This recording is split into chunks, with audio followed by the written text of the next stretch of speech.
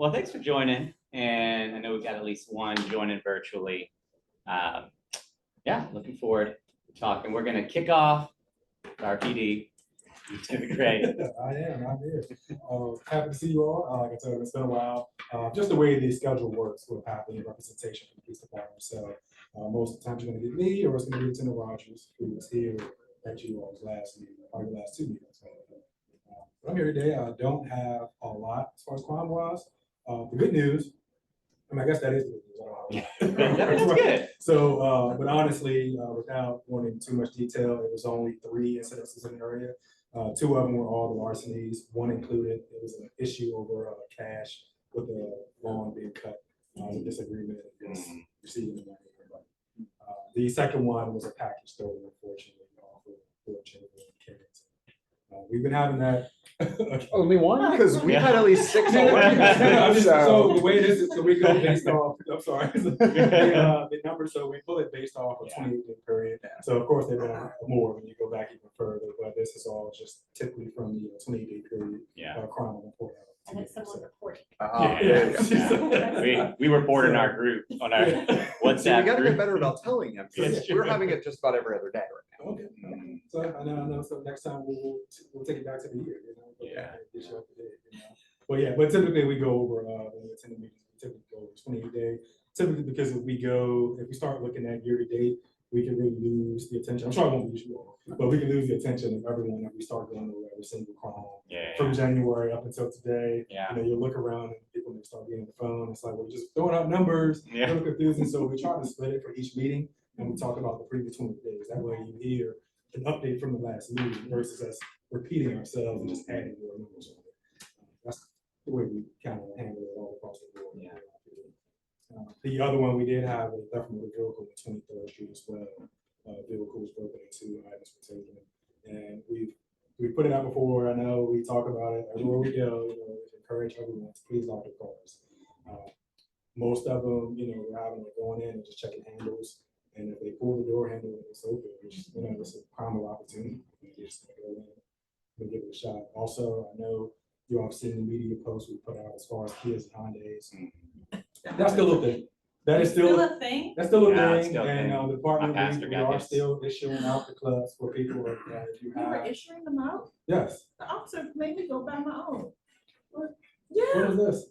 They probably when was this actually? February. Do you have which vehicle do you have? Hyundai Sonata. I actually have 2 with me.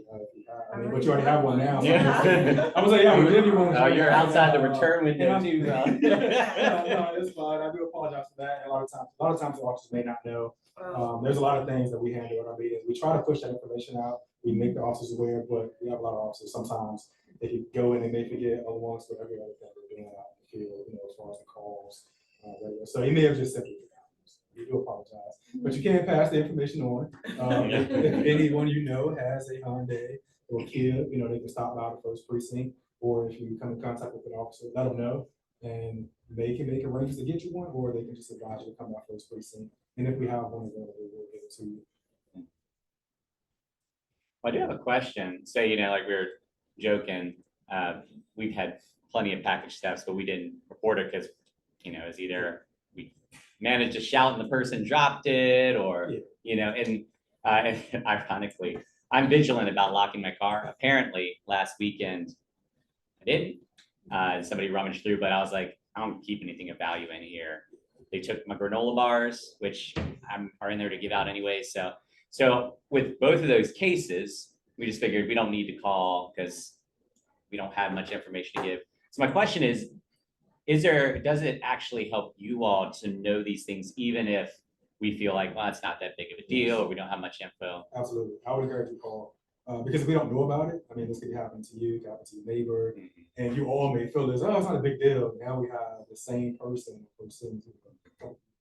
just roaming around the neighborhood and just, taking these items out of people's vehicles, and we don't know. So if you report it to us, even if you call us and let us know, like, hey, I don't want to make a formal report. You want to let us know, that way our detective division at least can have something if you caught something, a video, a description. It'll help because you may have not reported it, but a block down may have made a report, and it's the description of the person who started rolling. So it would actually help us out. You may Yeah. actually have better video Yeah. to provide. compared And to- typically when we've had videos, there've been a few times, we'll put that out. In this case, I even went through trying to, it was like a weekend we were gone and I was like trying to find any evidence and I could never find it. So I was like, I couldn't say when it happened, couldn't say who did it. No, I just know they have granola bars. I got you. We do No, have- it's not, I'm sorry. No, I was to say, but we do have like one person who we have plenty of video of, who basically steals packages twice a week from our street. Like, we see him ride by and we have the videos Yeah. and. they- And that might be the one that I sent out. Yeah, I remember you sent me a Yeah. couple, and typically when you send them to me, I'll forward them Yeah. over to that. Yeah. Yeah. That way they have them for whatever cases they may be working on. But yes, to answer your question, please do. Please let us know. We'd much rather know about it. Even if we can't use it, we'd much rather have it. At least give us the opportunity. Cause then you at least know a trend of like, oh Exactly. yeah, that's Yeah. 3 on that same. Because maybe it's street. happening certain Okay. days, time of night, so Yeah. we can kind of put some eyes out there and maybe put together a plan Yeah. to make it arrest. Well, it's not just cars, because, there was squatters at 1116, North 22nd Street. Is it 1116? Yes, Is the vacant? it's vacant because the person passed away, Mm. and, it's not a good scene there, You said that's 22nd. North 22nd. Yes, it's right next door to my sister's house, and I just so happened to see them, Mm. and I was caring for her house while she went away. No worries. Yeah, I will, I got that information. I'll pass it on to our dominant officer. They typically handle this, complaints like that for us, especially when it comes to abandoned properties. So a few complaints have gone in, but they are still there. I can say this is the first complaint I'm receiving, Okay. so I will personally take this complaint. Okay. I will get it to the proper Yeah. person, and they may have already been working on it. Information may have not been passed back down to you yet, Mhm. but I will at least look into it and see where we are right now. Yeah, it's pretty bad. No, I appreciate it. And my sister, she lives alone, so it's like, when she's home, it's just her and the dog. Not much help. Some symptomatic Speaking of help, the yes. If anyone is in the community randomly shooting, that happened last night between 10 and 11 o'clock. And I think they shot up over there 10 or 15 times. And of course, I don't go to the window and try to figure out what's going on out there. What should we do in a case like that? So you'll Should we call us. the Yep. police? You can call us and I can guarantee you, when we get a lot of gunfire calls, you're not the only one. We typically get a lot of calls coming in, but it doesn't hurt to people call as well, let us know, because you may have heard it out, and they're closer to the address. Yeah. So we take all these addresses when we get the calls and we kind of come up with a plan like, okay, well, clearly all of them happened in this general area. And we kind of pinpoint where it's coming from. So it does help us. So I would say call, even if you didn't see anything, still call us. And let us know. There've also been a lot of people shooting off fireworks too. So if you're in like 10 or 15 in a row, that somebody rarely is shooting that much in our We may have neighborhood. heard the same thing, Yeah. because we had the same conversation last night, of being like, is that? Yeah. Like, Yeah. the- for Fireworks the are- pacing, it was like, oh, I couldn't even determine whether it was in my block yeah. or it was going down, Q Street towards the public housing. Yeah. Yeah, and it can It get was hard, especially like if there's low cloud cover, the sound bounces different and, I think it was coming from, we heard it last night too. I think it was, Between our houses. I think they were shooting fireworks off over on the other side on the Mosby end. Oh, And a lot of times we get those calls and our officers may hear it and they will advise radio is just fireworks. So we may hear it and know that's fireworks. So But yeah, it is the time that they start doing the random shooting in the air. That is, The lady across the street from me, she was going out this morning and she called me to tell me about it. I had to get down in the floor. I said, "We need to call the police." No, I didn't do that. I said, well, I don't have time to engage with that conversation right now. I'm on my way to the beach. So she's calling me on my way around here. I said, I got another meeting. But I thought that was the proper thing to do. Yeah. Call the police and let them alert them what you think it is. oh yeah, anytime, regardless of the incident, if you think it's major, think it's minor, if you're in doubt, just call us. Okay. We much rather get the call and, respond versus not knowing Okay. and not being able to address. And with the squatters down the street, we don't know what we're getting in the community. Correct. Yeah. Mhm. I think Vanessa Johnson just joined on.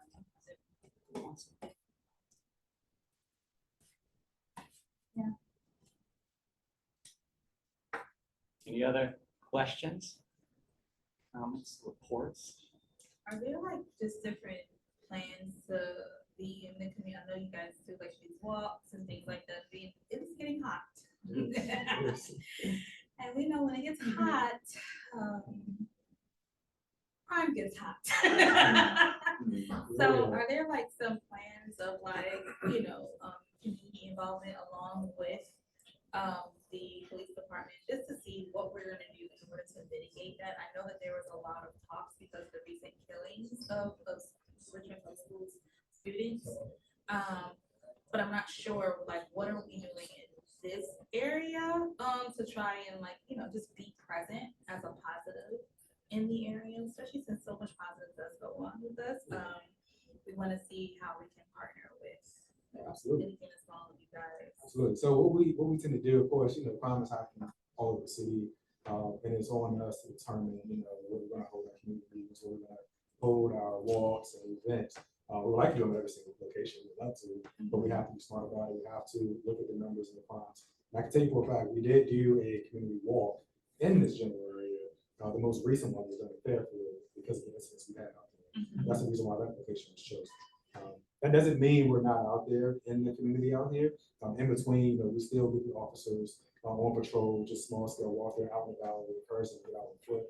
So they're walking, they're out and about, so they're seen. But it's not that large scale community walk you would see. You have the command staff, the police chief, everybody. We have those planned throughout the entire year. So those are happening. There's a schedule already in place throughout the rest of the year. Like I said, we just had ours, unfortunately, over in Fairfield. So we have to share the love between all sectors, and so each precinct. So it's going to be a while to get us back over into this area. Okay. But when it does come back, the chief, along with the captain of the precinct, they reach out to the lieutenants and ask. That's where the input comes in. Hey, what problems are you seeing in your neighborhoods and communities? Where can we have the next community walk? So that's how we tend to decide where we're going to hold them. I will keep that in mind. When it does cycle back, I can't sit here and promise you and say we're going to hold it there, but I can at least tell you that when the time does come, I can look and see the crime trends taking place in the area. It still would be beneficial for me to hold that meeting here or walk or community event. We don't do just walks. We also hold pop-up events as well, where we have outside organizations come in through the city partnerships, and we hold these events with kids involved. We have games, we have a DJ for the department. So it's like an actual event we put on in certain communities as well to have everyone come out and interact, just to see us doing something different versus just walking and sharing information or just seeing the police in the call. So we plan to continue doing those as well. Thank you. Yeah, no problem. Like I said, if anything we can do in between, even if it's a small scale marketing presence somewhere, feel free to let me know. I'll try my best to see what we can do to try to, get something out there in the meantime, so you don't have to wait for it. I'm all about being out and about. Sure, some of you may have seen me before when I was looking at the show. I try to do it now. Yeah. It's just a little harder working nights. If I do it, it has to be early, but I used to get out almost every day and I walk. You can see me walking in Fairmont, and I grab a couple officers. We'll walk starting at the market here, walk all the way down, take it all the way to Rosary Street, up down to T sometimes, and we just walk. Yeah. I'm real big on that. Like being out in the community, just plus it's beneficial to get my steps in for the day. So. There you go. So I don't mind, like it can benefit both, the community and myself. So I'm all for it. Cool. And I also want to thank you personally for getting the officers down there doing the traffic patrol on 20th for us there. Saw them down there a couple of times, and it's just really helpful to have that presence to kind of reduce the crazy level of speeding that we have on that street. So it does help, and it is impactful. So we do appreciate when y'all been able to do that. Thank you. When I was scanning through the footage to see who went in my car, I found that we had what was that, like 1 or 2 or 3 in the morning drag race. Side by side. I think it's a question for you. I know one of the last ones I came to, there was this question about speed limit. Any progress on that? I know. Not seen anything. Okay. Yeah. They said in theory that they're putting in a speed table on that street, but it could be years. Okay. So. I saw them on some of the other roads. I think we talked about it as well. But that's something we don't really You have. would think the potholes would be in the turn. Our stretch is relatively flat. But we can fix that. I mean, Although what's funny is the street tried to do it itself, Yes. Oh, yeah, the made its sinkhole. own sinkholes Yeah. a couple times. Next time we just won't call We it. just won't call it out. Like, Yeah. it's our- We'll just leave Like, it. oh, let me see. Yeah, yeah. I also am surprised sometimes at how fast at the other end of the street people hit that cobblestone. That's Oh, there. yeah. People just fly. I always think that'll make someone slow down. They're committed. The faster you go, the smoother it is. That's Oh, crazy. yeah, yeah, Yeah. skip right over it. So, one question, I feel like we've talked about this before, but it's always worth talking about again. What are your recommendations when we encounter someone who seems to be either under the influence or having a mental health crisis? As we've been talking, I remembered, oh yeah, I had somebody that was in that state come into my yard last week, and I don't know if they were trying to get in my house or take my son's bike or what. And so what would your advice be for people who encounter that? So if you encounter it, of course, we want you to be safe. You never know what you're going to encounter when you working with mental health. I know if our first instinct is, oh, you want to help them, which is fine. I encourage you to do it. If you can or are able to, please do. But if you feel unsafe and if you need the extra assistance, feel free to call us. We do have a plan in place for our CRT team if they're working. If not, officers are also trained. So we will come out and we will evaluate the situation and see what actions may need to be taken, whether we're contacting crisis to get them to the hospital. That's always the goal. We want to get them to the hospital to seek treatment under whether it's NVCL or TDO is the issue. But I would say just call us, be on the safe side. I would hate to have a resident or community member go out and interact and things get out of control and you're unable to keep yourself safe. So. Yeah. So do you recommend it be somebody that is trained in mental health? If you are a neighbor that is trained in mental health? Absolutely. Okay. Yeah, no, If so- you're not, like. Yeah, no, go seriously, inside. that actually, believe it or not, we actually prefer if you have someone you're trained in mental health, by all means, if you're willing to, and if they want. I don't wanna say, hey, if you have a neighbor in mental health, you should grab them Get first. their That is response. not- So let me make that clear, that's not what I'm saying. By all means, if you can assist, please do. A lot of times you may call, and it may be a while before the officer can get here. So sometimes that delay can cause things to escalate. So that's gonna be a decision that you all have to make, if it's worth, interacting now and dealing with it, or, just giving us a call and stuff like that. Yeah, and usually when I've called, if it's, it'll get, when I see it's at the point where they're like walking in the street and it's like they're gonna get hit, I'll usually call it the non-emergency line, but I'll even say it could be a mental health Yeah. crisis. And one thing I wanna name I appreciate about, RPD, and particularly, I mean, I can't speak for all of RPD, but I know when I've called, I've seen that training in place, like the de-escalation that happens, the presence that I've been encouraged by that, because I'm always concerned, like, especially if there's one guy that used to walk up and down our street that is like fighting with the air. And like the wrong person calls, they could say this person's a threat, but even like, if there wasn't training in place, in a way he is a threat because he's not fully aware, but I've been encouraged to see how the precinct officers have known what to do in those situations, because it's hard.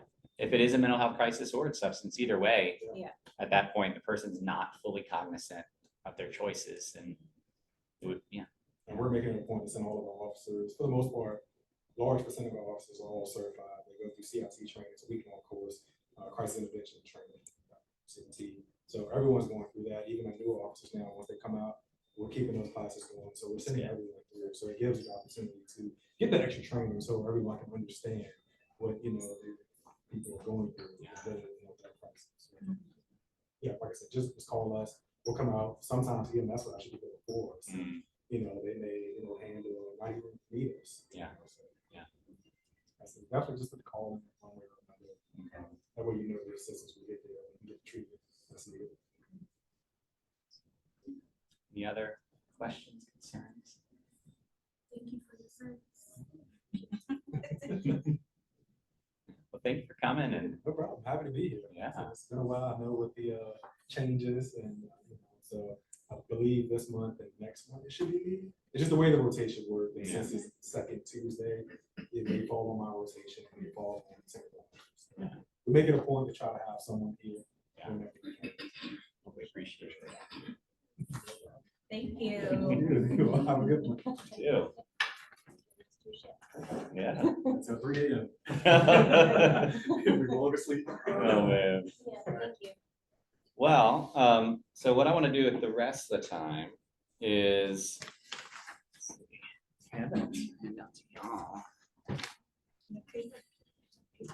All right, so the backstory. So if you were here last time or watched last time, did you get? Oh, you got you there. Awesome.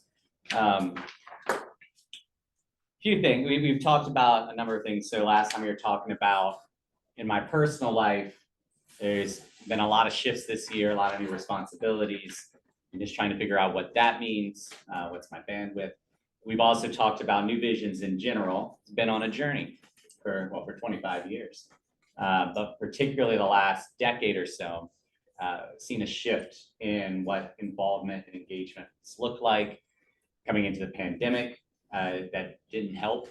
But even before the pandemic, we were probably at this number.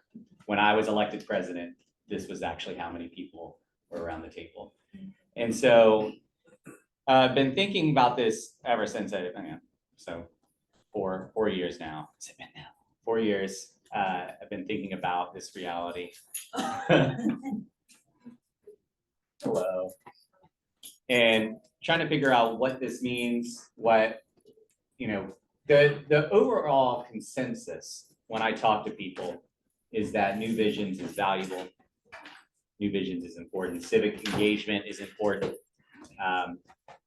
It's also been increasingly hard for civic associations to figure out how to function across the board in multiple sectors.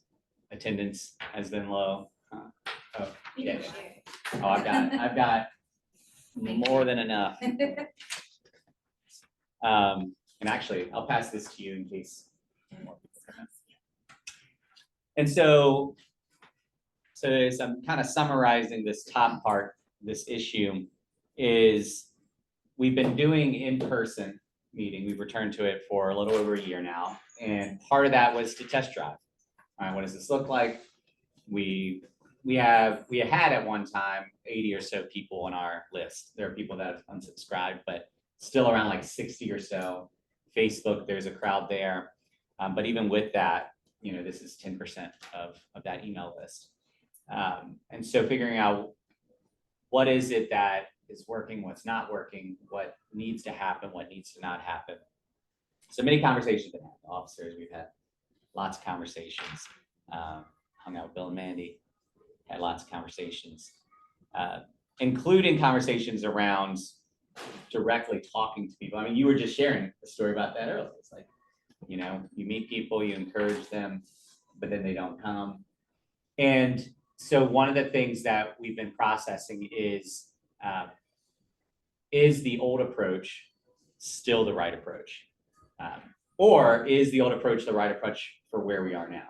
So the counter to this is something like the Churchill Association, which is big, is a lot of people, has a lot of officers and committees, and I guess they have a board too. They just big, like established, not just in longevity, but in committed presence.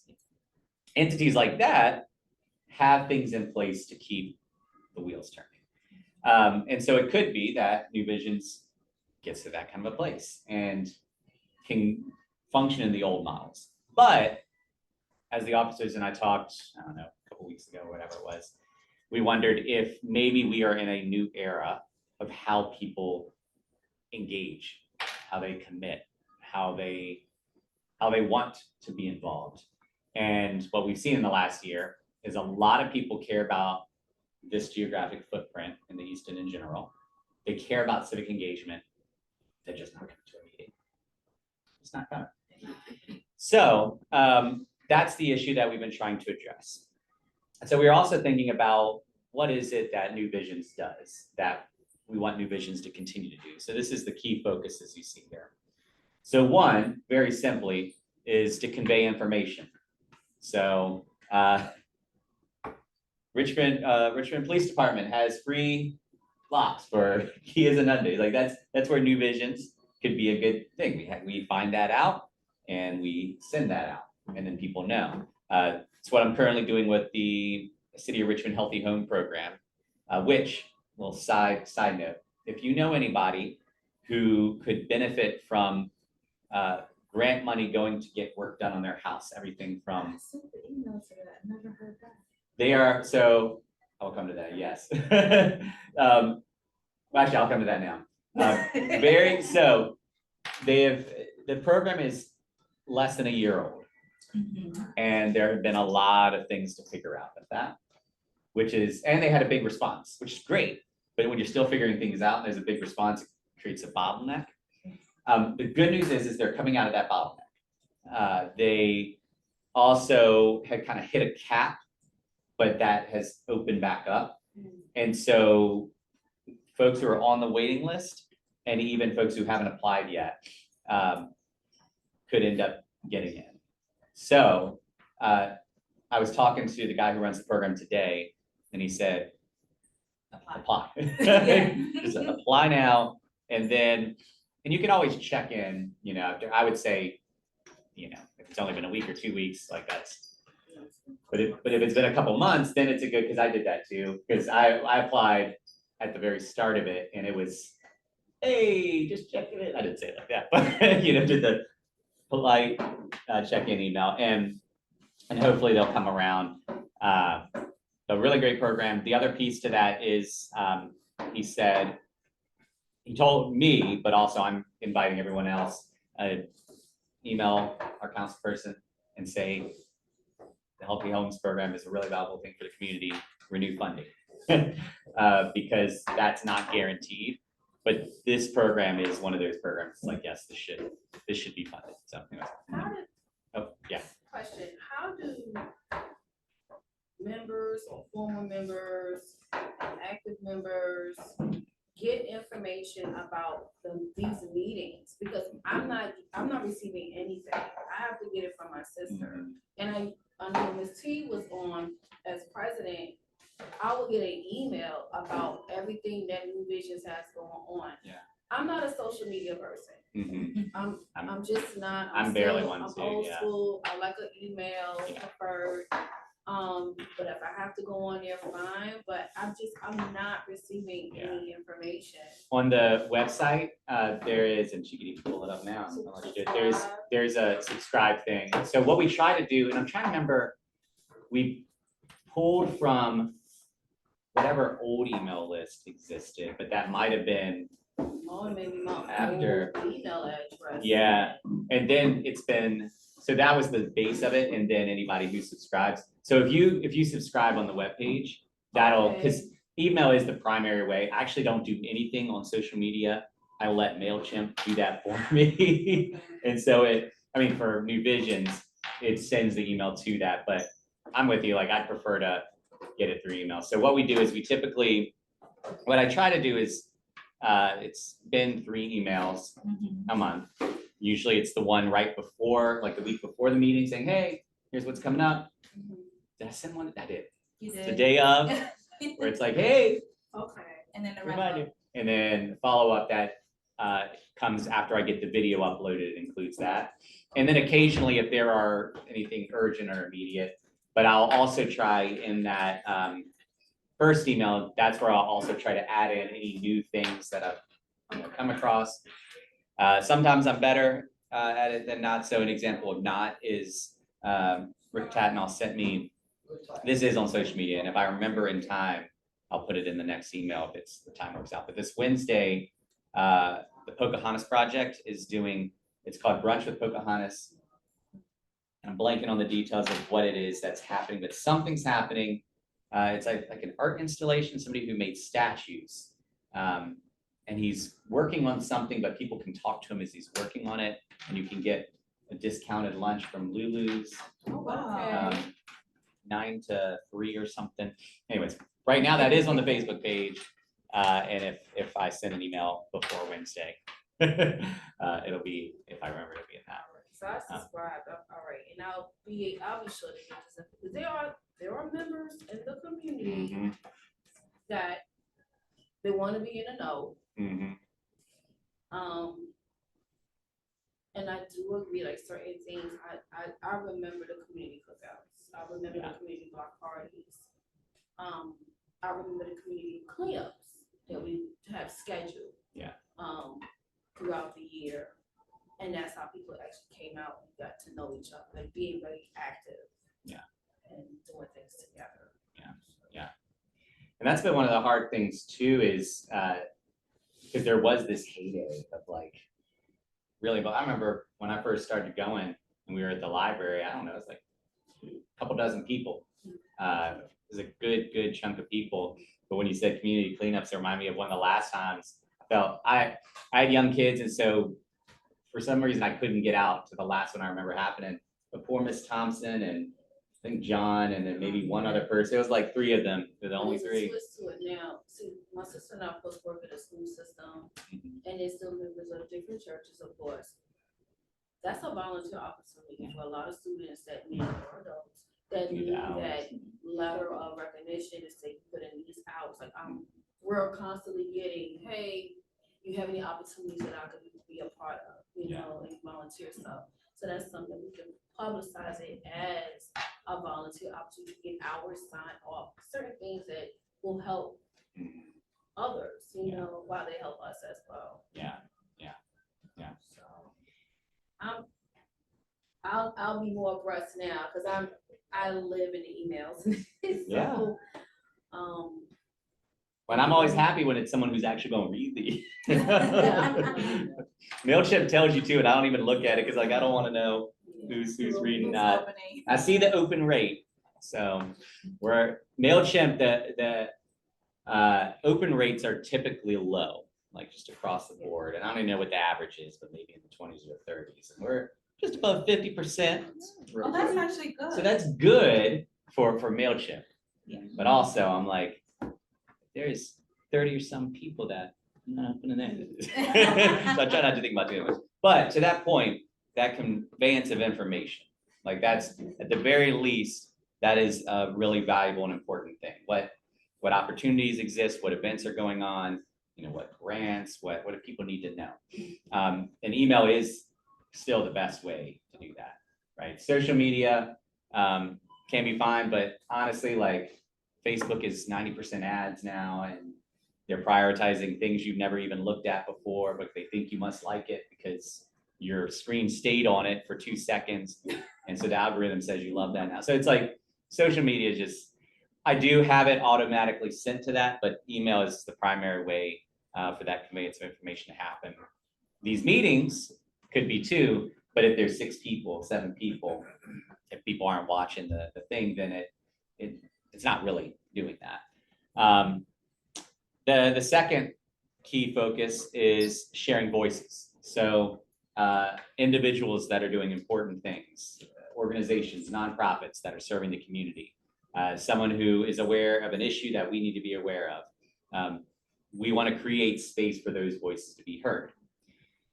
This hypothetically is the best place for that because it's in person, there are people, but again, it's only effective if there's actually people here to hear the voice. And I'll be honest, one of the hard things for me is inviting a speaker and then being like, please don't let it be just 3 people. Please don't, because I want to honor them as well. I want to honor their time.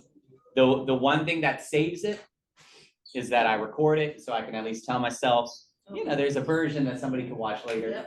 But realistically, the space hasn't been honoring to those people. And that's something I've been really thinking about a lot. Third thing is connecting neighbors. This can be a spot for that. There can be conversation and you meet somebody new.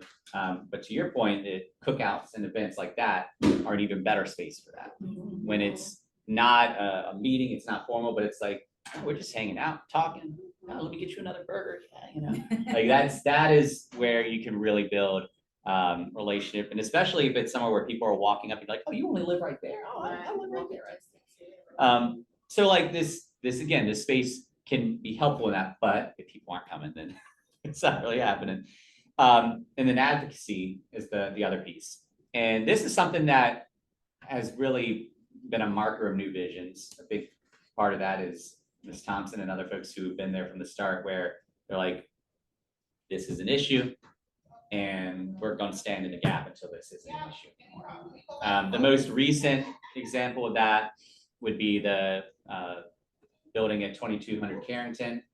That this is right at 22nd Carrington Street. It's going up now, but before it went up, it was a guy who historically there have been concerns about him building things and not really connecting with the community. In this case, so Sonny, our what is his role now? he holds different roles. So he's Still the treasurer. treasurer, but then he's social also, media, like, yeah. social media, yeah.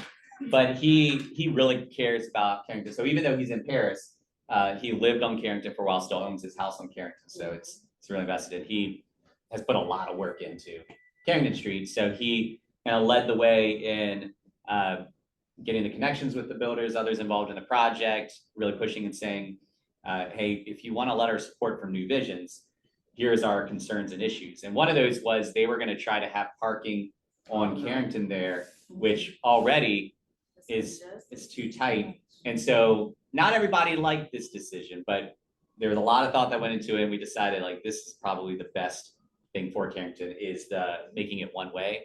That was one thing that New Visions advocated for is if you have to do something, right?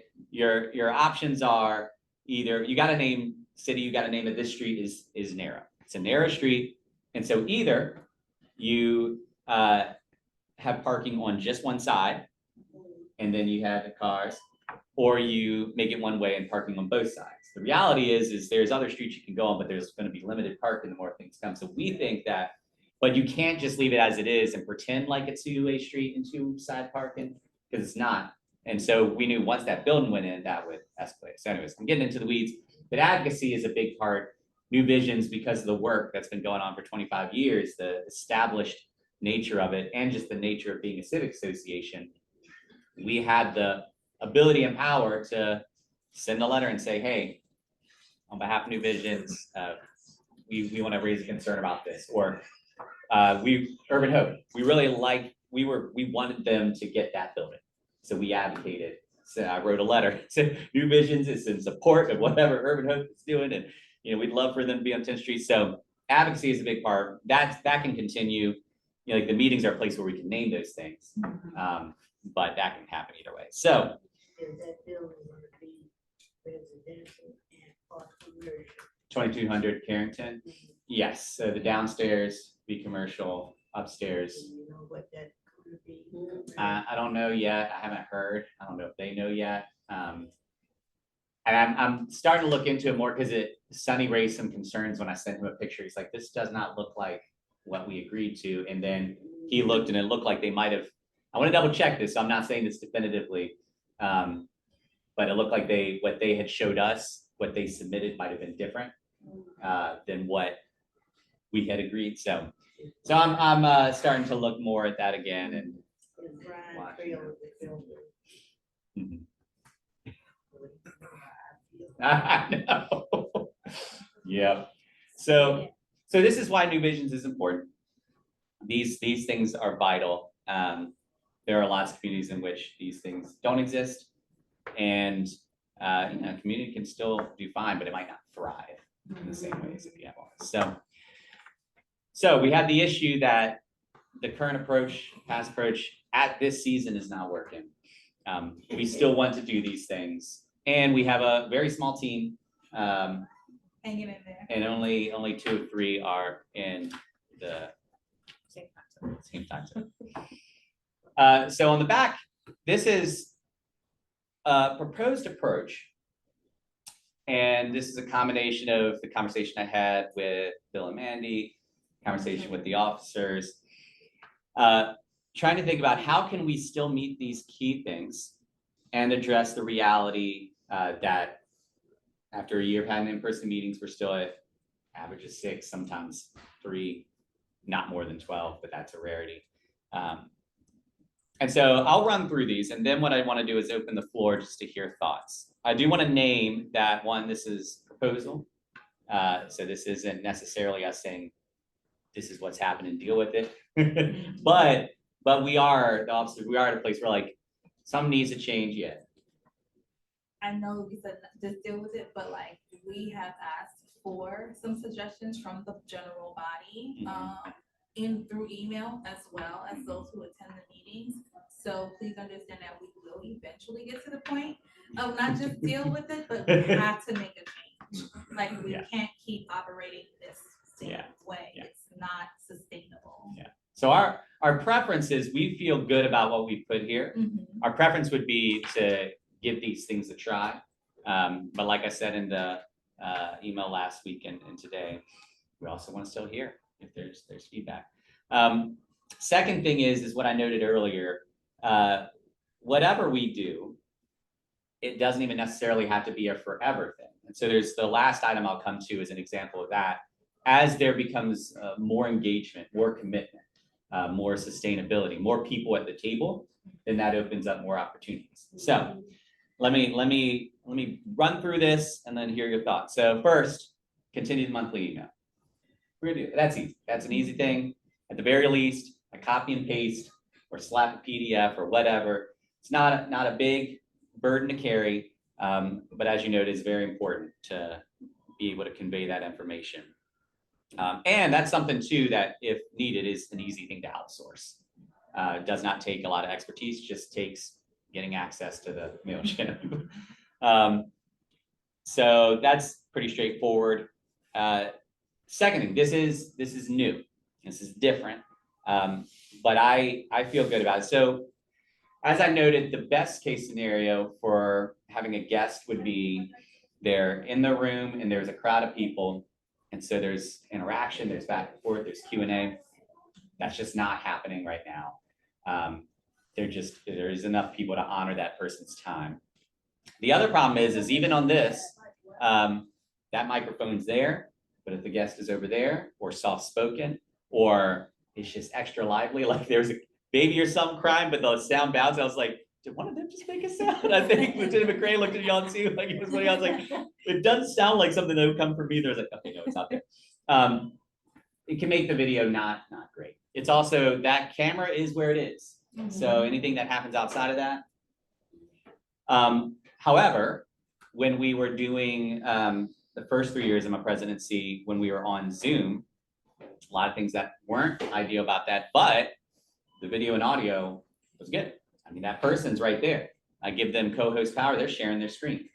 And so one gift set that I have is, and I never thought I would be in this gift set, but with podcasting, with capturing video and audio, that's something I've had to build up and do a lot. And so the thought that we're playing with is, what if the way that we shared these voices, so Urban Hope, let's say they have some big project coming up.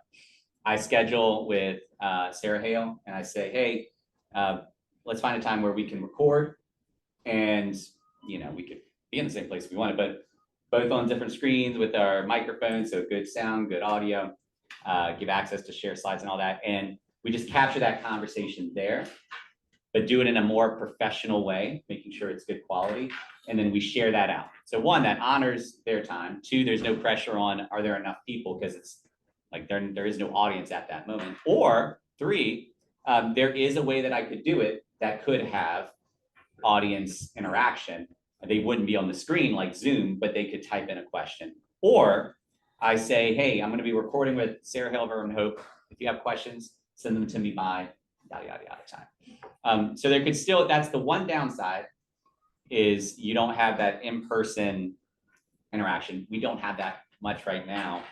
And so the other benefit to that too is it gives more flexibility and freedom. So right now, anybody that would want to speak has to be available 6:30 on Monday. With this approach, I work on with their schedule. And whenever they're available, I'm like, all right, let's set it up. We'll set aside half an hour, record for like 15 minutes, whatever. So that's that. Capture those stories in a more professional, usable way. And then those would go out, of course, in the monthly emails. There would probably even be, right now we've got a YouTube playlist, but we'd also have that there. So there's one link that could always just have the updated thing. If we really wanted to get fancy, we could even have it where you could subscribe when it goes out, but I'm not going that far yet.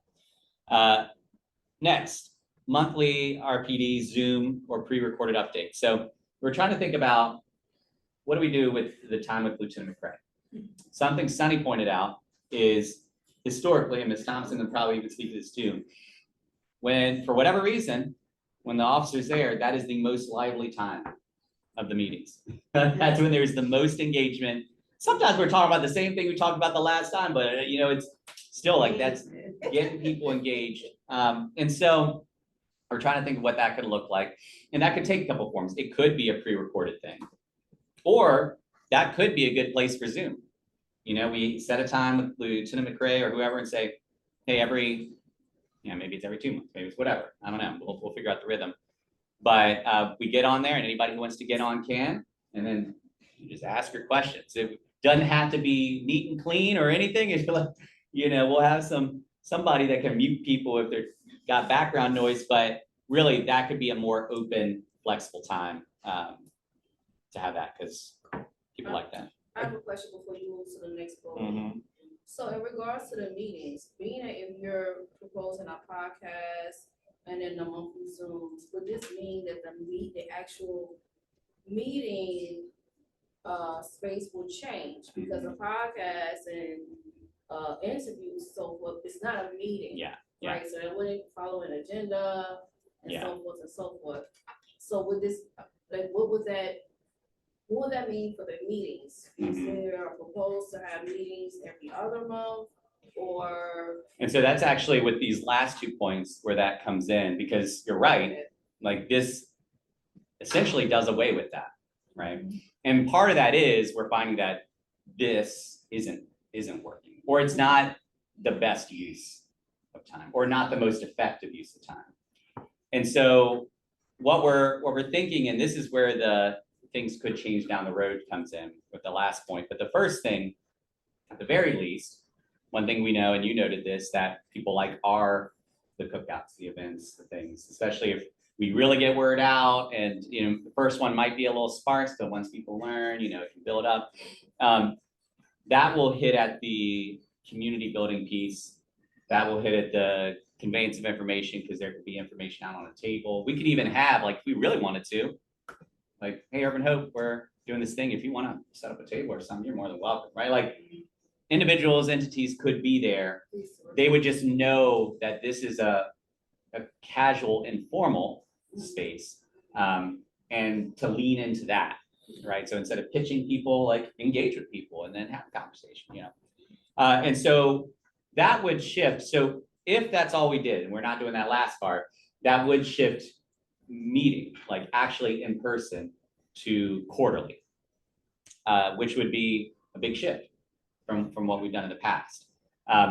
It wouldn't change voices getting heard, information getting out. It would just change that happening in this. person. Yeah. So I've, another organization that I am a part of, and we had to take a vote about in-person based versus Zoom. Mhm. So what we have done is we have an alternate schedule, a rotating schedule. So every other, once a month, we still meet once a month, Mhm. but quarterly we meet in person. Mhm. The other meetings are in Zoom. So that you're not pulling people monthly to come in person, but designated, Yeah. schedules will be, Yeah. log in, and then the other, show up. Well, And it's working. you can already do that Try now. that now. But right and now we we're have on one person. It's there. kind of a hybrid. Yeah, So like with our in-person meeting, Zoom is not in place. Mhm. You have to, if you're gonna be at the meeting, you have to show up at the meeting. Yeah, and that's the interesting thing too about one of the conversations we had a year ago is we knew some people wanted to be in person. We knew some people weren't ready to be in person. Like, well, how do we address this? And we eventually got to where we're like, I think it's time to be in person again. But that's why we did the hybrid piece, is for those that don't feel like they can come. And the thing is too, like, I think that's the bigger part though, is whether it's in person or not, what we're realizing is this is not drawing people. The idea of a meeting. And even like advertising it, announcing it, that's part of the things that there are people in the room that like have experienced. I told so-and-so, and they said, I care, but. Miss T, no. Mhm. You have your meeting note on your door, you move the meeting place. Knock on that Yeah. door, and with your little slip, your little flyer, Mhm. and people knew. Yeah. And then we had things will come, you know. So we talked about things like that, for the past year. But- Talk about COVID though, you know, you have to introduce the civic association to the community, that's what's needed. Correct. You need reintroduction. But for 12 months, to even have the manpower to do certain things that we wanted to do, with even putting the door hangers and things like that, that we wanted to let people know that we're having these meetings. It was just, we didn't have the manpower at all. We didn't have anyone that could do it. So Sustainably long-term. And I think that's the other piece is, because we've had like lots of brainstorming sessions, but I think that's what we came to realize is. like, we knew we wanted to let people know, Mhm. but then we kind Yeah. of said, well, how are we gonna pay for the door hangers? Right. Or just different things just kept coming up, especially since, again, we all still have lives as well. We care about the community, but it just seems Yeah. like, again, the bodies at the table were very few. And so, I mean, again, coming out of COVID and people wanting to do things, we even asked, what do you want to do? And there was crickets. I mean, we even shaped some of it around specific things and then the people didn't come. And so I think there's a lot of factors to this, right? And I think you're right though, like there are ways that things could be done. And I think that's what we're realizing, and we finally just had the name, all right, you know what? Sheena's taking on this, and this change, and this, and so like her bandwidth is here. You know, Paul's this, and so his bandwidth is here. Sonny, like he has some bandwidth, but he's there. and so it's like, and we finally just had to say, there's a lot we could do. We need to release ourselves from feeling bad that we're not doing everything we can. So what can we do? And so going to your point of reintroducing, that's what this is we know there are people that care. Yes. We know there are people that want to engage in some way, and we know many of them have said no to this. And so what things can we start to kind of put out there on the table? Just some snacks, just a little thing, that people start. And then once they learn, oh, like this is what civic engagement looks like. This is, oh, what, I'm passionate about this thing. Then they start to step in. And as we see those, we start to embody some of Ms. T's superpower where she'll look at someone and just say, I want you to run this committee. Because that's what she did the first time I met her. She made me run a committee. But right, like we start to have, when we build more relationships, it opens up more opportunities for that. Because that is also sometimes what somebody needs. It's not always what they need, but sometimes when it's the right moment and the right space, some people just need that extra like nudge in. And the hope is that this starts to get more people at the table so more of those connections happen. All that said, the last point opens the door for more of that. So let's say we're seeing more traction, we're seeing more views on the podcast videos. People are responding to the emails that 50% is up to 80%. We may start to find that there are people that are ready to start committing. I bet you have Richmond Healthy Home at a meeting. And get that grant money. To get you home. Yeah, and that's the thing is like, when people realize, oh, I learned something from this that's now saving me on my electric bills or got me a $30,000 grant for repairs. Like it gets people to realize, oh, that's why these kind of things are important. And then they're so excited about it, they start showing up more. As we build that up, then we can actually start looking at committed meetings again. Yeah. Right. So right now, new visions in people's minds is this meeting. But new visions actually isn't this meeting because this meeting isn't doing much of what we want to do. New visions is this. It takes different forms, including the meeting. But once people really realize what new visions is and they want to commit to it, then we can start to build up where we can have a space that's more recurring every other month or every month or whatever we want it to be, where it is the like boots on the ground. Let's talk serious about this. Like, let's mobilize around this. You know, we need to advocate around this. Stuff that you really can't do on email, stuff that doesn't materialize in informal settings. Like the downside to the first 1, 2, 3, 4 things is it does have a limit on the impact and effectiveness. It really is a building up kind of a thing. But at some point, ideally, you would get to a place where there is this other level where it's more people who are like, I'm in and I'm committed and I'm gonna put the work in. Yes, ma'am. Frida typed in, she says, we also changed from Saturday morning to Monday evening. I personally believe this impacted attendance and availability of speakers. So Frida, we did a poll to have this Monday. Actually, so, you know, the speakers, I believe they would be available, you know, as long as we prepare them in enough time. Let's say if we wanted the sheriff to come in, we wouldn't ask her this month, we would actually ask her to come maybe in July, so she can prepare her schedule for that. So again, it was based off of membership and availability of the membership that's here, and the highest number was for Monday evening. Because we will not always have a speaker.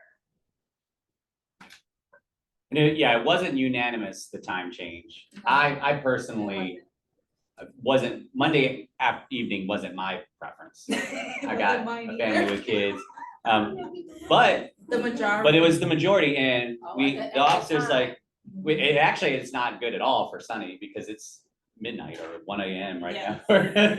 Right, but it was based off of, this is the will of the body, and so we're gonna do it, which was a hard hit for us though, when we shifted and we're like, now where are all the people that said they wanted What's to? it called? And so- Saturday, people put up with it for 23 years. But then we knew that Saturday was not the best time. Yeah. Because Saturday has its own so many issues. events going on in and around the community. And the demographic of people. And we could not Yeah. even get into the library until 10 o'clock. in Yeah. the morning. Yeah. And so we knew that was going to fade Yeah. out of the air. And this addresses this in a way. Again, it's not a long-term thing, but these things, aside from maybe the obviously the cookouts and the RPD, don't bind people to time. So right now there are people that might say, oh, I commit to New Visions, but Monday evenings are bad. Boom. Well, you can still commit to New Visions even if you don't come to the meeting, right? But like if somebody's head is New Visions is the Monday evening meeting, this takes that out of the equation. Right now, it's New Visions is this conveyance of information. It's the voices, it's the advocacy. And so now that excuse isn't there, like time isn't an excuse anymore. But again, all this is to say the hope would be that more people get introduced. They come to understand not just the importance of New Vision, but, and this is something Ms. Thompson has tried to communicate to people, the importance of civic engagement. Like, if you don't want to be a part of New Visions, that's fine. But how are you committing to your community? How are you investing in your community? How are you advocating for your community? Not everybody can do it at the high level and like, because some people have kids or busy jobs or multiple jobs. But that's the gift New Visions gives, is your contribution may simply be you subscribe to the email and you occasionally send it out to that neighbor who needs their homework done, right? Like that's something. But if you're not connected, then you're not opening the emails, you're not looking at the things, then you're just in your house. That's fine. But you could actually be a part of impacting somebody's life, even in this simple way. All right, so I said I would read through this and then I would open it up. So this is the broad look at what we're proposing, what we're thinking could be a good, at least short-term path for New Visions that could change as we see more long-term commitment, not just in engagement, but also in more people saying, you know what, I want to take on a more official role. I want to take on the email. I want to be in charge of the cookouts, right? So I'll say this and then I'll stop. That's the only thing that this opens is part of me has for a long time wanted to break away from the traditional like models of roles and shape it more into like a shared leadership kind of thing. So we've had conversations around this too, of, you know, instead of it, here's this role and this role and this role, it's here are the things that we want to accomplish. Who can take ownership over these things? And so if I'm not at all excited about planning cookouts, but someone else is like, oh, I love that kind of thing. That's they could own that. And then as president, my role would be to make sure all the wheels are turning, but it shifts, you know, that people aren't responsible for things that are not their skill set or their passions or within their bandwidth. That would be the hope, that there'd be more people that are like, I can't do a whole lot, but I can do this. We have done surveys, two runs of surveys around this, and did get responses, but the hard part is a lot of those people that did hear back from after I started the conversation. My hope is as people engage, we do another round of that, then we could actually say, yeah, well, how about you try taking on this for a little bit? All right, now I'm stopped. Floor is open. I want to know because we have new neighbors too, so it's like, how do they even, and I know it's up to us, you know, as members in the community to share, you know, hey, you know, welcome to the neighborhood. And maybe that could be what it could be the next cookout, is a welcome party. Yeah. For those who live and reside in our areas. Yeah. Even the businesses that are now have opened up in the community as well. Which one? One thing I'd like to see, it's not modern. Sometimes you have to go back to the basics. I'd like to see us do one time, what you call it, door knockers. And put enough information on there. Yeah. Welcome them to the community. That's not. And then. Yeah. And found out that she was on the corner. And that, Please come to yeah. the meeting. The meeting is held. I think we ought to try that just one time. And- Nothing to be paid. And it is, But yes, try. we are in 100% agreement with you. That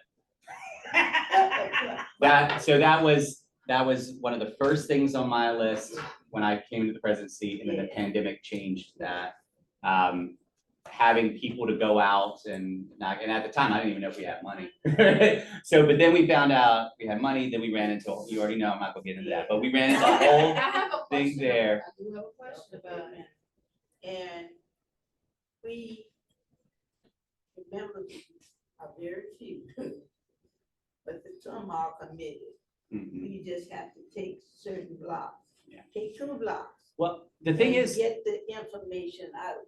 we are at a place now where, and you even noted it with volunteers, we are far enough from the pandemic now where getting groups, like I know of summer groups, and I actually was gonna do this last year when I thought that the money would be in place. I had everything set up, and then, we could get groups of people to do this. The one thing that stopped us most recently is when we started having these conversations, what we knew is we want to make, because we even talked about doing postcards and letting the post office put it out there for us. Got to pay a little more, but it takes care of the work. It's But not whatever, yeah, the personal is so much better. Whatever we did though, we want it to be what they call evergreen, like evergreen tree, always green throughout the year. We want whatever we put on there to last throughout the year. So we don't want it to say, come out on March 20, you know, because that's not going to help. But the issue we ran into is like, we don't know what the rest of this year is going to look like. So let's pause on the thing. So if we did come up with, at the very least, because of Sunny, we have a website.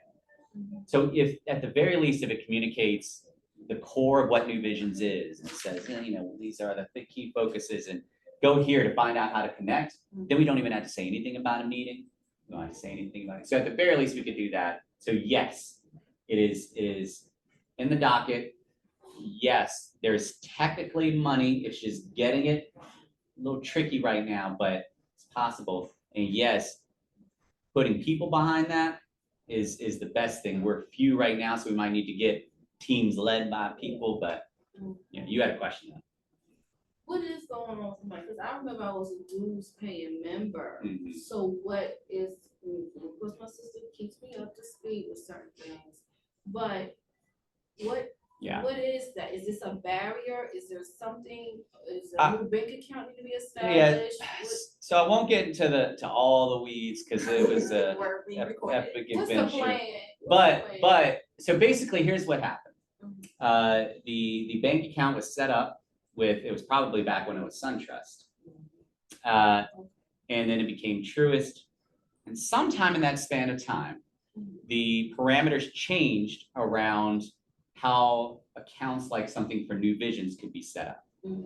At that time, they probably just need to say, hey, we're with New Vision Civic Association, here's to put on it. They're like, all right, you just give us money, we'll put it in for you. Now they need this, this, this, and this. One of those being a 501c3, which we started back in 2016, but there wasn't anyone to continue to carry it. So that's outdated. I know, maybe it wasn't even yeah. And then Sunny got us an EIN number, but you actually needed that and the 501c3 to do the 501c3. There's all this stuff you have to do, but we're like, what are we even gonna be doing this year? Do we want to put that work in? Right. And this falls apart, or do we even have the capacity? So I've spent more hours at Truist than I wanted to. The last time I went there was heartbreaking because I thought they had told me that we were at the home stretch. This is all, and then that's where I don't know if they just confused, but anyways, that wasn't all they needed. And so I had to make a decision then. Do I just pull out all the money? Or do I, and then put it in my safe or something? Like, because to put it in another bank, it's gonna be the same deal. Do I just keep it there? And it's there until we figure it out. And that's what we decided to do. We took it out of the term when you have not done anything for a while. It starts with D. Dormant. Thank you. Got it last. And so we didn't, so that was the thing, because we did that, that saved us from having to pay dormant fees. So there's technically money. I did come up with one other thought. Originally, we were trying to create a PayPal account so that if we brought dues back, because one of the things back in the day, what was hard is plenty of people wanted to pay their dues, but then they didn't have their checkbook that day. Okay, on the next meeting. Admittedly, I did that a lot. I kept on forgetting my checkbook because I didn't carry a checkbook with me. Realistically, the like 7 years before me coming in, I don't think we had any dues come in. So there's this whole thing, but we're like, one of the things is if we have a PayPal account, then we're in the times now where someone, if they have their phone, then they can do it. We didn't want to kick off dues until we had some solidified, reliable structure and body. We don't want to tell people to pay, and then we're like, well, what are we paying into? But we're like, let's set that up. So one thought that I'm saying this to you so we can talk about at the next officers meeting is thinking through the scenario of, could one option be to put the money into the PayPal, have a structure and accountability around that, because it's not the safety of the bank, but it's at least accessible, and then figure it out. So that says plug that there, but that's the short version. There's an epic tale. But fundraise, like, is that an option? Like, if we needed, like, if we want to do a cookout, whatever like that, is there where we want to donate? And Yeah, I mean, like, how does that work? An easy way to do that, because this is the other conversation we've had over the years, is the expectation is a civic association acts at this formal board meeting level, which is not bad. It's just, it is a thing. And then there's also the other end of the spectrum where it's incredibly informal, and we don't even have an agenda structure. We just show up, and we had lived, but also I've intentionally kept us in this in-between space where there is structure and formality, but we're not operating like this strict meeting. Yeah. Now at this level, if you can do that, then yeah, 501c3, Churchill Association, they got all that stuff, and so it's great. Here, and even into here, if it's just people gathering together, if we do a cookout, it's like, all right, we're gonna do a cookout, everyone bring a dish, right? Like, you can go to that level of old school, but we do have some funds that once we nail this down, that we have access to that could pay for these things, or it's like a mix, like we're gonna cover, this is what my church does, we, you know, they say, we're gonna cover the protein, like we're gonna get the chicken, and everyone else bring a side. So, yeah. But we, until we get bigger, we have decided we don't want to pursue 501c3. We don't want to pursue because it's just too much right now. So anything that happens, like any money that comes in would not be a tax deductible kind of thing. Because we're not, this is out of the kindness of your heart, you're contributing towards Your community. this event thing that's happening. Your community. Yeah. Yeah. So how are people feeling about this? I'd be surprised if you said, I know we talked about this, Paul, but I've changed chart in the last 2 weeks and. No, I'm definitely for it. Definitely also a piece with, when we get to talking around the money again in our officers meeting. We have to be able to have access to just start even buying things so that we can canvas when we have time. Yeah. Each member will meet up, give you guys a stack, and then be able to go out. I don't necessarily think that we'll all be able to go out the same day. Just because of our schedules. Would it be designated days that? There's a few ways you could do it. You could have Okay. gridded out and someone's response, you know, anybody who wants to be a part of that canvassing team, they're like, yeah, I'm taking responsibility of these 4 blocks, and they just do it in their time frame. They gather the people, you know, there's a few ways we could do it. Sorry. Family stuff. Yeah. Well, I do want to, speaking of family stuff, this is a robust meeting. I want to make sure I'm honoring everyone's time, so you were saying something. Yeah, I'm one of those people I haven't been in a couple years. Mhm. One of the first meetings, I think, since COVID. But anyway, I think it's a great idea. I think you have a great plan. I do think there's a lot of competing things, even on weeknights, and meetings are like last on the list. Oh, yeah. I don't think no one chooses that at the top of their list of things to do. I'm not a meeting person. I start to zone out. I had one suggestion, if you want to think about it, as far as the bullet point of amplifying voices. If there's a way we collaborate with the library to have it with them, you get a bigger audience and they have a bigger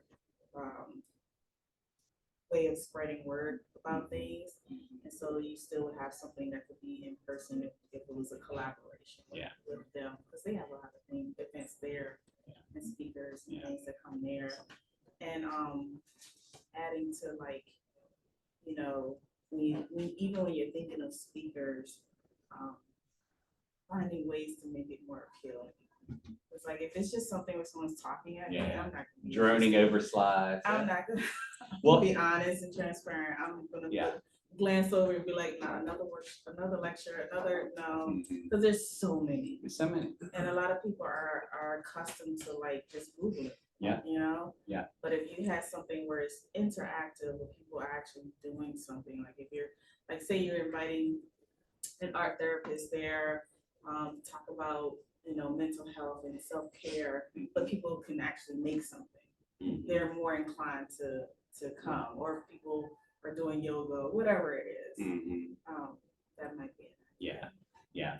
And that way it also kind of takes some of the pressure off you, because if you're just collaborating with the library, you're like, hey, how about this speaker? And then we just say, oh, and New Visions, we'll reach out to our people and invite them. Yeah. It takes a little bit. Yeah, that engaging piece, like that is definitely, there's a lot of value to that, and especially as the membership builds, then people who are within that are, we know a Pilates instructor, like those opportunities, like gives them another outlet. And I will say one thing, I'm glad you noted it, because one thing I want to note with the podcast is I'm in agreement where if it's just droning over a slideshow, like that exists somewhere already. And it's on their website. Like, we don't need the same thing. People can Google and find the information. So how can we make this something different? And so that's one of the things with the podcasts I do. One of them that I do, I'll have people that want to be on because they just had their new book and they want to promote it. And I tell them out the gate, my podcast is not the right place for, it's not a good one for just self-promotion. It's just not designed. But it is designed to be an authentic conversation. And I can guarantee you it's going to be more effective if we are conversing about something that is connected with that, and then the book naturally, organically comes in. It becomes a better advertisement for you, and it's different than all the other times you do it. So the flip side is the person listening, they're not just like, oh, here's the history of this and that and the other. It's like, wow, this person's passionate about affordable housing. Oh, they work for urban health. Okay. Oh, wow. That, it's like they get drawn in. So I'm definitely with you. Whatever we do here, like the email can have the straightforward information. How can we make this where we're actually connecting like people to a real person? Even if it's an entity, there are people behind it that care. So, yeah. Anything else? Great. All right. Yeah, I like it. I like the different approaches. I think that it gives individuals ways to kind of interact with where they are at any given time. So if you only have time to read an email for a month or two, you're still engaged if you can't show up. But showing up quarterly for an event or helping to figure out maybe a potluck isn't your thing, but maybe in a couple of weeks we do a community cleanup or we do some other type of like engagement event that could bring other individuals and interests together. So I think it just creates a lot of flexibility. Yeah. Which is kind of what people seem to want. Yeah. Well, it must be tied in. Yeah. And you saying, I don't know if it was anything you said or it just popped in my head, but I was reminded of one thing that's not on this list that I would want to kind of resurrect. One of the early things I did in the presidency was realizing there are these core focuses. Like there are some things that people generally are interested in, and there's other things that a lot of people aren't, but some people really are. So like development. There's some people that are like, I don't care. I don't care what's happening. I care, but like that does not interest me. And other people are like, let me see the plans. What's the zoning? Is it art? Permit? And so one thing I did early on, and you actually see this when you subscribe, is you can choose what things interest you. And then hypothetically, I've fallen away from this for many reasons, not all of them good. Hypothetically, then I could send out separate emails. And so we actually did that for a while. And we did it with 2200 Carrington. Only the people who expressed interest in development stuff got all those. So now I'm not flooding everybody's inbox with boring stuff. But the people are like, that's not boring, that's exciting. They're getting it. And it was really lively and productive. I would want to bring that back too. But one of the reasons I stopped is it became too much to manage these different threads because I'm not interested in, like, I care about development stuff, but like I feel the same way like you feel about meetings, which thanks for persevering through a long meeting. But like, that's how I feel when I get the emails from the urban development thing. Like, I know I should care about this. I'm the president of a civic association, but it's really hard for me. So as this builds out, someone's going to rise up. That's like, oh man, I love these things. I'm like, I will forward these emails to you, or I will give you access to I don't even care. And you can run this group and y'all can just, so that's another thing that would fit into this last space. These little pockets of affinity groups, if you will, things that excite people. So, all right. Well, super productive meeting. Really appreciate it. Here's what's going to happen. As we noted, the offices, we feel good about this. We wanted to put it out, get feedback. Nobody like flip tables. But I do want to give it the week for anybody who watches this, or as anybody's processing, feel free to email me if you have any continued thoughts or questions or whatever. But then by our next officer meeting, if not within the next week or so, we'll start actually saying, all right, what does it look like to implement this? There is a chance, the summers are always tricky and hard. Worked out fine when we were on Zoom. I can't remember how our summer was last year, but well, we were in person last year. Anyways, doesn't matter. We had the hybrid last year. Yeah. We transitioned into person during Yeah. So summers can be tricky for attendance, and so just keep your ears open for what June, July, August look like. Typically August, we haven't met. In the past, we've had the, we encourage people to go to the thing. So, National Night Out. but, all right, well, y'all know how to reach me, but it's 8. Yeah. Thank you.